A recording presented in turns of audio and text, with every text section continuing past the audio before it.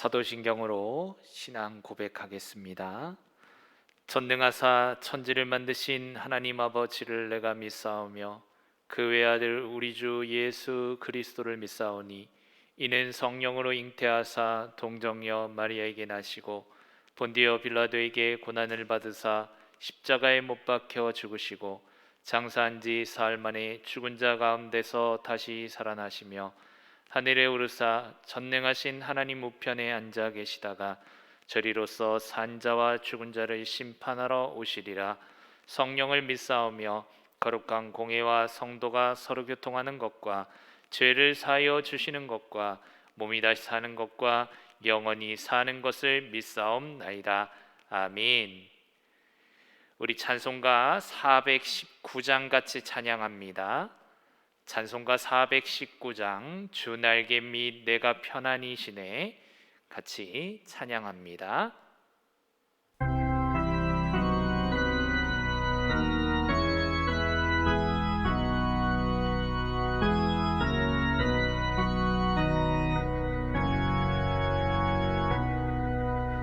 주 날개 및 내가 편안히 쉬네 밤 깊고 비바람 불어쳐도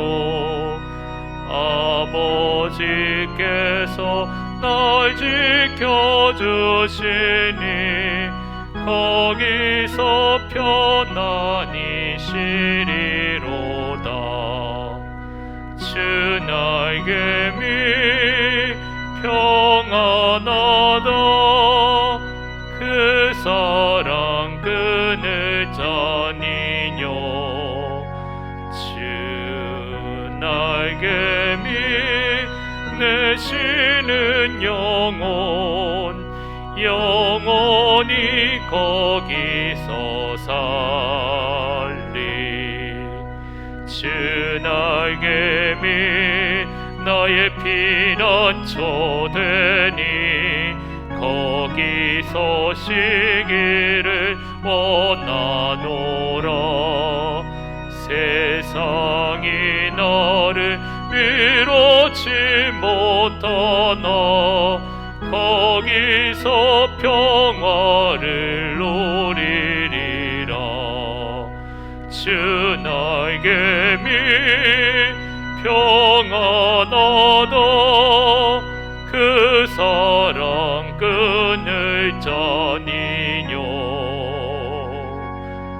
주 날개 밑 내 쉬는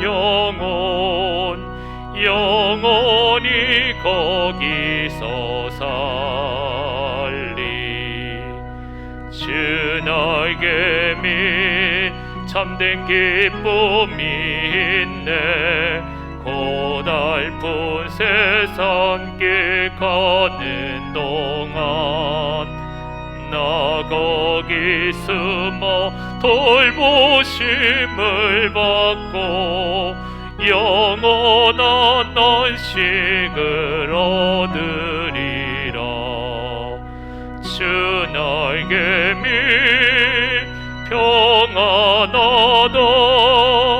그 사랑 그늘 자니뇨. 주 날개 밑 내 쉬는 영원히 거기서 살리. 아멘. 하나님 말씀 보도록 합니다. 요한복음 14장 25절부터 31절까지의 말씀입니다. 신약성경 172페이지 요한복음 14장 25절부터 31절까지 말씀입니다. 제가 봉독하겠습니다. 내가 아직 너희와 함께 있어서 이 말을 너희에게 하였거니와 보혜사 곧 아버지께서 내 이름으로 보내실 성령 그가 너희에게 모든 것을 가르치고 내가 너희에게 말한 모든 것을 생각나게 하리라. 평안을 너희에게 끼치노니 곧 나의 평안을 너희에게 주노라. 내가 너희에게 주는 것은 세상이 주는 것과 같지 아니하리니 너희는 마음에 근심하지도 말고 두려워하지도 말라. 내가 갔다가 너희에게로 온다 하는 말을 너희가 들었나니 나를 사랑하였더라면 내가 아버지께로 감을 기뻐하였으리라. 아버지는 나보다 크심이라. 이제 일이 일어나기 전에 너희에게 말한 것은 일이 일어날 때에 너희로 믿게 하려 함이라. 이후에는 내가 너희와 말을 많이 하지 아니하리니 이 세상의 임금이 오겠음이라. 그러나 그는 내게 관계할 것이 없으니 오직 내가 아버지를 사랑하는 것과 아버지께서 명하신 대로 행하는 것을 세상이 알게 하려 함이로다. 일어나라, 여기를 떠나자 하시니라. 아멘. 사실 생명의 삶의 순서에 의하면 오늘 욥기를 나누어야 합니다. 그럼에도 불구하고 우리 교회가 지금 처한 상황 가운데 우리가 위로의 말씀이 필요하고 위로의 말씀을 통해서 큰 힘을 얻기를 원하시는 주님의 마음이 다가왔기에 오늘 불가피하게 요한복음의 말씀을 통해서 여러분에게 위로함의 말씀을 드리고자 합니다. 25절이 이렇게 시작을 합니다. 내가 아직 너희와 함께 있어서 이 말을 너희에게 하였거니와. 자, 예수님께서 지금 상황을 보면 제자들과 함께하고 계시는 것이죠. 그런데 예수님이 이렇게 함께하는 시간은 지금 계속해서 이어져서 영원한 것이 아니라 예수님은 이제 십자가를 향하여 나아가야 할 시간이 점점점 다가오고 있었습니다. 그렇게 예수님이 십자가를 향하여 나아갈 시간이 가까워오자 예수님 마음에는 한편으로 불안한 마음이 들었습니다. 왜냐하면 제자들이 예수님이 떠나고 난 다음에 불안하거나 두려워할 것을 염려했기 때문이죠. 예수님의 공생의 사역을 보면 제자들은 예수님이 조금만 어디를 혼자 이동하시려고 해도 불안해하는 모습을 쉽게 관찰할 수 있습니다. 그런 점에 따라 예수님이 이제 오랜 시간 동안에 제자들과 함께 할 수 없다는 사실은 제자들에게 큰 두려움과 어려움을 줄 것을 예상했던 것이죠. 그래서 예수님께서는 이제부터 어떻게 해야 하는지, 내가 없는 동안에 예수님이 십자가의 길을 걷고 또 죽으시고 또 주님께로 올라가는 이 모든 여정 가운데 예수님이 제자들과 함께하지 않는다면 제자들은 무엇을 의지하고 살아야 하는지에 대한 것을 오늘 본문을 통해서 말씀하고 계신 것입니다. 26절에서 이렇게 얘기합니다. 보혜사 곧 아버지께서 내 이름으로 보내실 성령, 그가 너희에게 모든 것을 가르치고 내가 너희에게 말한 모든 것을 생각나게 하리라. 자, 이제 예수님이 십자가의 길을 걸어서 이제 나아갈 텐데 그때 예수님이 없을 때 어떻게 해야 되느냐? 바로 보혜사 성령을 의지하라고 말합니다. 이 보혜사라는 것은 우리를 돕는 존재라는 의미죠. 그래서 성령님께서 끊임없이 예수님과 동행하는 것처럼 제자들과 동행할 것이고 제자들은 성령을 따라 나아가기만 한다면 예수님이 그 당시에 가르쳤던 모든 말씀과 또 예수님이 그 당대에 행하기를 원했던 모든 일들이 성령의 인도하심을 통해 일어난다고 말하고 있는 것입니다. 그래서 육신적으로는 예수님과 부재한 제자들은 마치 예수님은 함께하지 못하지만 예수님과 함께하는 것과 같은 그러한 모습으로 살아갈 수 있다고 말하고 있는 것이죠. 그 성령님이 제자들에게 어떤 일을 한다고 이야기하냐면 먼저 가르친다고 이야기하죠. 이 가르치는 내용이 뭘까요? 결국 성경의 내용이겠죠. 예수님도 이 땅에 내려오셔서 제자들과 함께 계속해서 말씀을 나누며 구약의 말씀이 어떻게 이루어질지에 대한 이야기들을 계속해서 나누었습니다. 그런데 그 구약부터 신약까지 한 줄기로 이야기하고 있는 것은 바로 메시아 예수 그리스도를 얘기하고 있는 것이죠. 그러므로 성령님을 통해 우리가 가르침을 받는다. 그것은 바로 예수님에 대한 사실을 알게 된다는 것을 의미합니다. 또 모든 것을 가르칠 뿐만 아니라 모든 것을 어떻게 하냐면 생각나게 한다, 이렇게 이야기하고 있어요. 모든 것을 생각나게 한다. 무엇을 생각나게 한다는 것일까요? 사실은 하나님의 뜻으로 어떻게 나아가야 할지, 그리고 이 땅에서 영적인 전쟁을 어떻게 이루어서 하나님의 역사를 이루어가는 통로의 주역이 될지를 하나님의 영인 성령님께서 모두 다 생각나게 하신다는 것이에요. 그러면 우리의 질문은 이것입니다. 왜 제자들에게 예수님은 이렇게나 강력하게 성령님과 언제나 함께하기를 간절히 바랬으며 성령님의 인도하심을 받으라고 했을까요? 그것은 바로 27절에 그 답이 있습니다. 27절입니다. 평안을 너희에게 끼치노니 곧 나의 평안을 너희에게 주노라. 내가 너희에게 주는 것은 세상이 주는 것과 같지 아니하리니 너희는 마음에 근심하지도 말고 두려워하지도 말라. 예수님이 두 번이나 강조하는 말이 있습니다. 뭘까요? 바로 평안이라는 단어입니다. 그러니까 예수님께서는 성령님을 의지해야 할 이유로 제자들이 평안을 잃어버리지 않기를 원하시는 간절한 마음이 숨겨져 있었던 것입니다. 즉 예수님은 우리가 육신은 함께하지 못하지만 성령님을 의지하고 나아갈 때 우리들은 그곳에서 평안함을 유지하고 누릴 수 있다고 말하는 것이죠.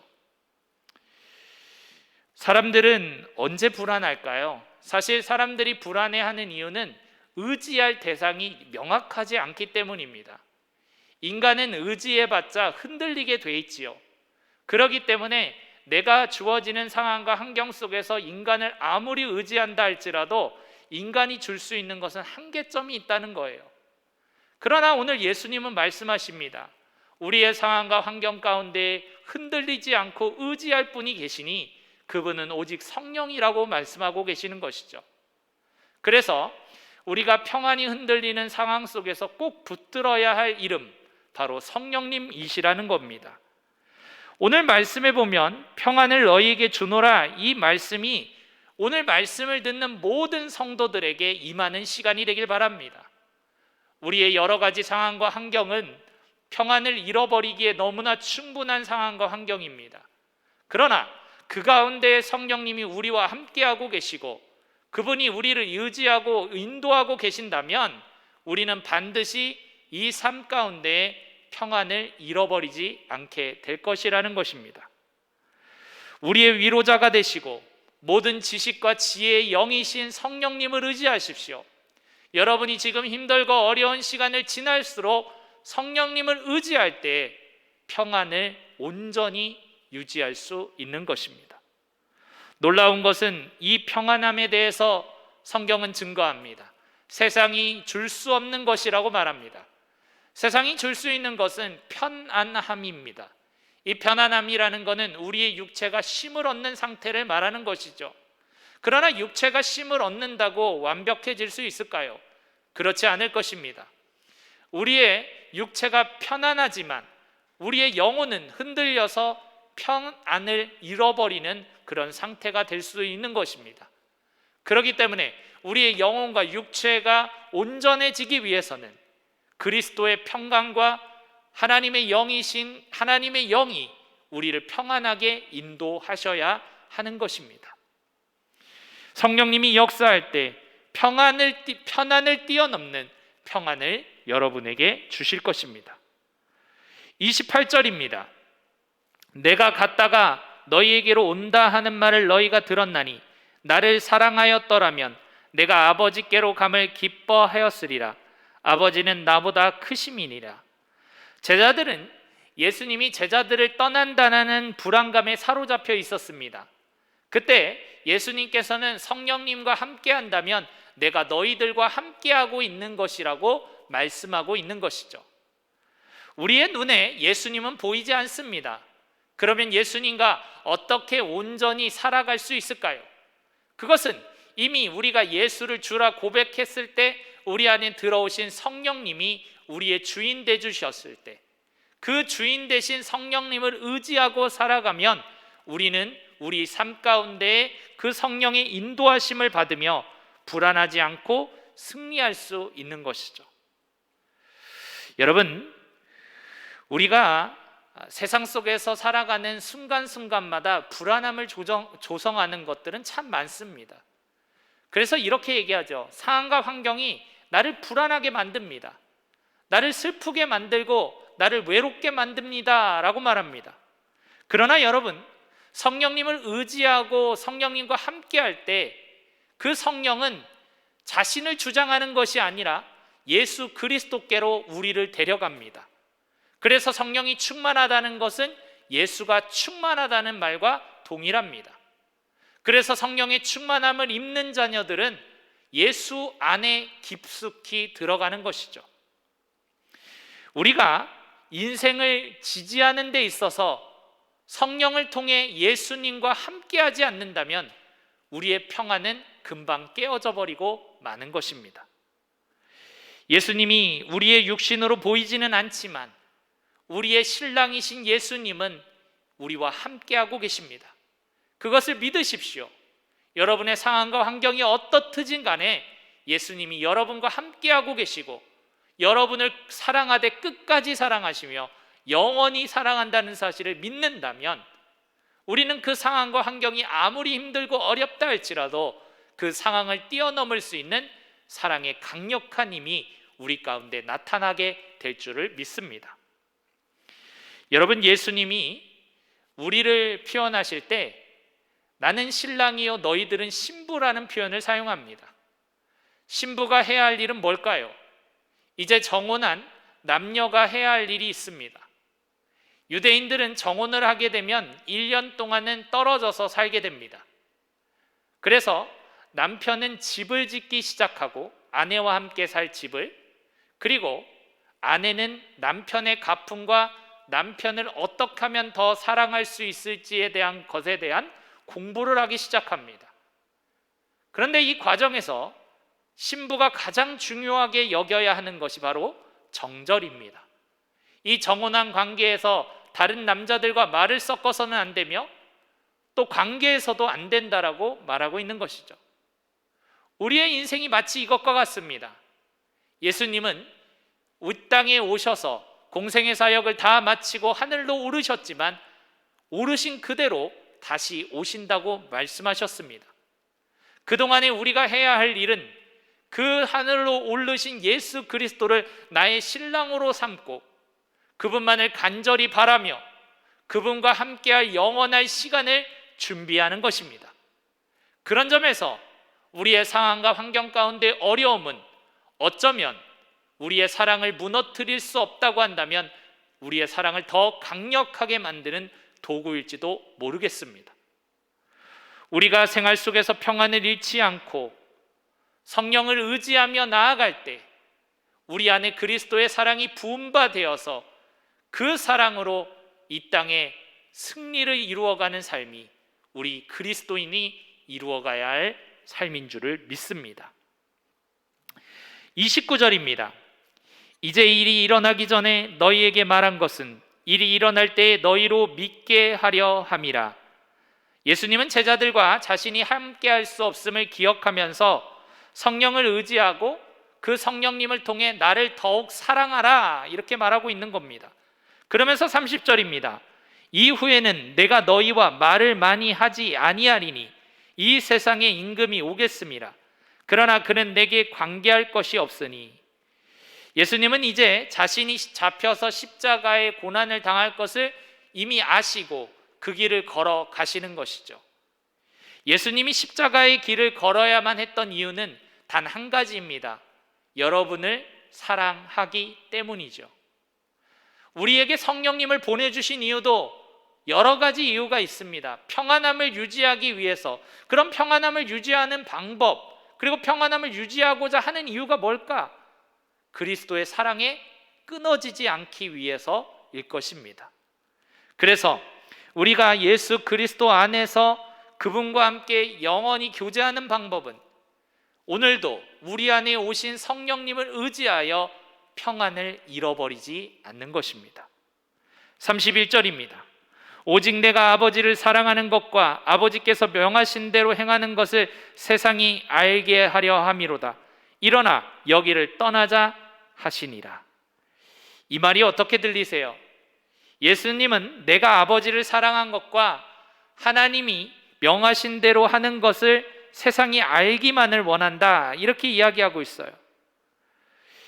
하나님이 명하신 대로 행한 것이 뭘까요? 바로 우리를 사랑하다 끝까지 죽으심으로 우리의 사랑을 확증한 것입니다. 아버지의 사랑을 보여주신 것입니다. 그것을 우리 모두가 알기를 원한다고 성경은 말하고 있습니다. 우리가 어떤 상황에서도 그리스도의 사랑을 의심할 수 있을까요? 의심할 수 없습니다.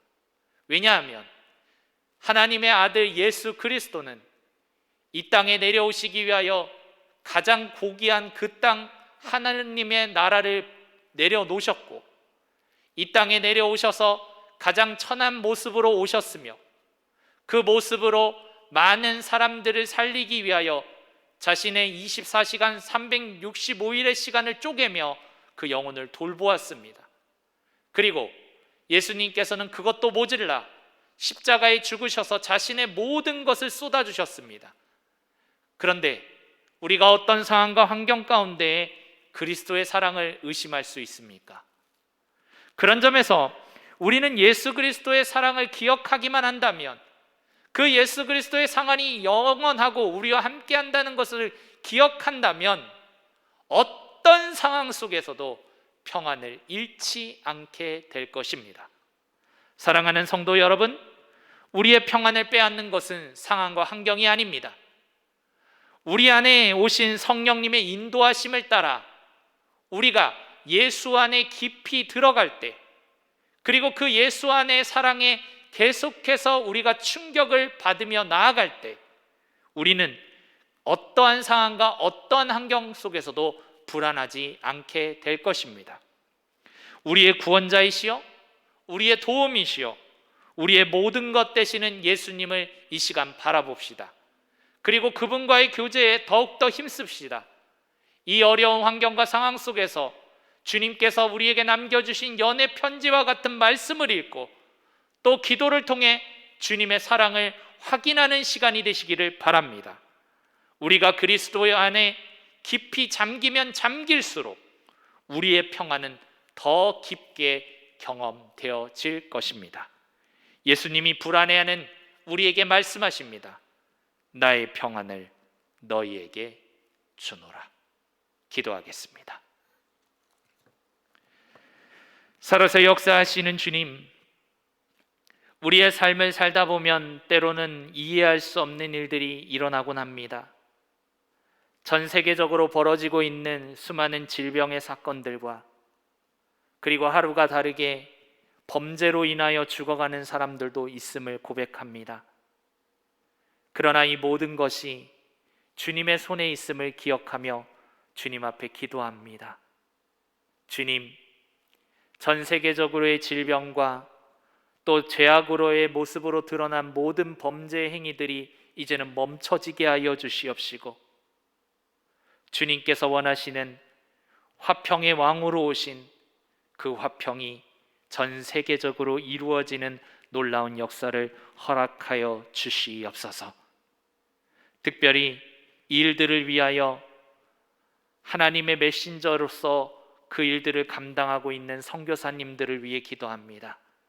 선교사님들의 영육의 강건함을 지켜주시옵시고, 그들이 평화의 복음을 전하는 곳곳마다 살아나는 역사를 허락해 주시며, 영적으로, 물질적으로, 신체적으로 필요한 모든 것들이 주 안에서 공급되는 은혜가 있게 하여 주시옵소서.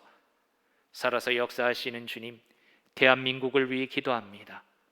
이 대한민국 계속해서 코로나 확진자와 오미크론 확진자가 늘어나고 있는 추세 가운데 있습니다.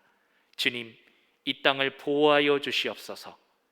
이 땅에 더 이상 이 모든 질병들이 확산되지 않도록 도와주시옵시고, 겸손하게 주님의 뜻을 묻고 나아가는 시간을 통하여 이 땅이 고쳐지는 은혜 또한 허락하여 주시옵소서. 주님, 이 정간 땅을 위해 기도합니다. 정간에도 확진자들이 계속해서 늘어나고 있는 상황 가운데 주님의 섭리하심과 주님의 놀라운 은혜가 있음을 기억하며 나아가오니, 이 시간이 힘들고 어려운 시간으로만 기억되는 것이 아니라 이 땅을 향한 하나님의 메시지가 들려지는 시간이 될 수 있도록 은혜 내려 주시옵소서. 특별히 이 정관의 정관 온누리교회를 세워주시고 지금까지 함께 하시는 은혜를 감사합니다. 우리 교회가 다른 무엇보다 그리스도의 생명력을 가지고 나아가는 교회가 될 수 있도록 도와주시옵시고, 특별히 확진자와 그리고 그 가족들과 그리고 밀착 접촉했던 많은 성도들에게 주님의 위로하심과 주님의 평안을 허락하여 주셔서 이 시기가 고통스럽고 힘든 시간으로 기억되는 것이 아니라 주님이 우리를 매만졌다고 이야기하는 회복의 시간이 될 수 있도록 은혜 내려 주시옵소서. 더 이상은 확진자가 증가하지 않도록 주님께서 지켜주시옵시고, 우리 성도들 안에 불안함과 두려움을 제거하여 주셔서 주님이 주시는 평안과 기쁨과 자유함만이 온전히 거할 수 있도록 도와주시옵소서. 주님, 우리 성도들의 가정을 위해 기도합니다. 가정들 하나하나를 기억하여 주시고 사단 마귀의 밥이 되지 않도록 우리가 끊임없이 깨어 기도하며 영적으로 대적하는 가정들이 되게 하여 주셔서 가정의 작은 사소한 문제를 통하여 무너지지 않도록 주님 붙잡아 주시옵소서. 오늘 우리 성도들 가정과 학교와 또 직장에서 생활합니다. 그 시간 가운데 살아계신 예수를 증거하는 시간이 되게 하여 주시옵시고, 예수님의 삶을 살아내게 하여 주시옵시고, 그래서 많은 사람들에게 살아계신 예수가 누구인지를 증명하는 시간이 될 수 있도록 은혜 내려 주시옵소서. 그렇게 함께 하실 주님을 기대하며 예수 그리스도의 이름으로 간절히 기도드리옵나이다. 아멘. 하늘에 계신 우리 아버지여, 이름이 거룩히 여김을 받으시오며 나라가 임하시오며 뜻이 하늘에서 이루어진 것 같이 땅에서도 이루어지이다. 오늘 우리에게 일용할 양식을 주시옵고 우리가 우리에게 죄 지은 자를 사하여 준 것 같이 우리 죄를 사하여 주시옵고 우리를 시험에 들게 하지 마시옵고 다만 악에서 구하시옵소서.